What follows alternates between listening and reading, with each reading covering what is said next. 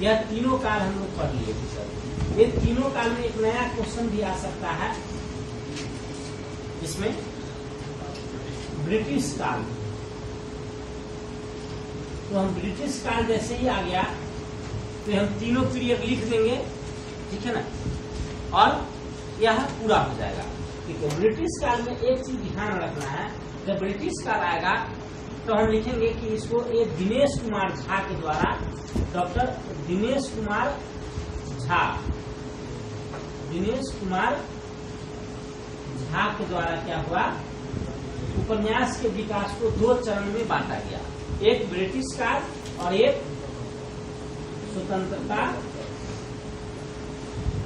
बाद, स्वतंत्रता के बाद।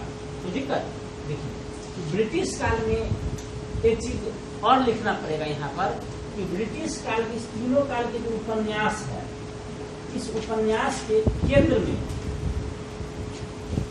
में मुख्य रूप से, केंद्र में मुख्य रूप से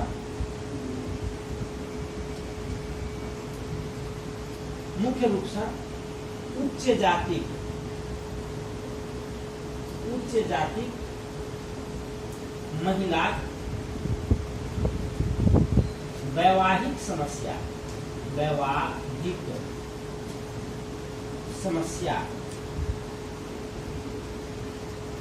रहल अछि। ठीक है, आप लोग हम बताए थे कि पंजी प्रथा से महिला का समस्या, महिला की स्थिति मिथिला में क्या हो गया था, वस्तुवादी हो गया था। ये इतना खराब स्थिति था कि मैथिल साहित्यकार जब आजादी का परचम लहरा रहा था सभी क्षेत्रीय साहित्य में, सभी जगह राष्ट्रवादी साहित्य लेखन हो रहा था, लेकिन मैथिली साहित्यकारों ने, मैथिली के जो साहित्यकार लोग थे, राष्ट्रीय समस्या से भी गंभीर समस्या समझा वहाँ के सामाजिक समस्या को और वैवाहिक समस्या को। यही परिणाम था, यही कारण था कि जितने भी साहित्यकार हुए लगभग सब, उपन्यास हो, कथा हो या नाटक हो, सब कोई इसी पर, मिथिला के वैवाहिक समस्या, उच्च जाति के वैवाहिक समस्या पर लिखते रह गए।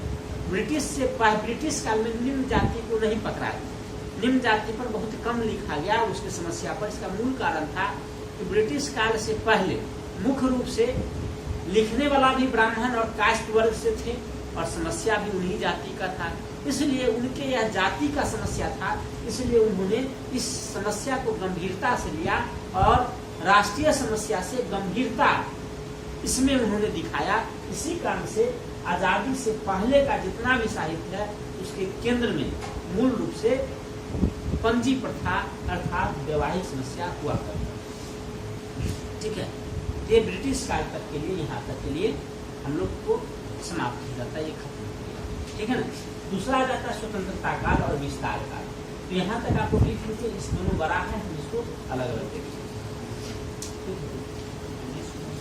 जाति में तो वैसे भी बहु विवाह का कोई नहीं, उच्च जाति की महिला में जो है ना,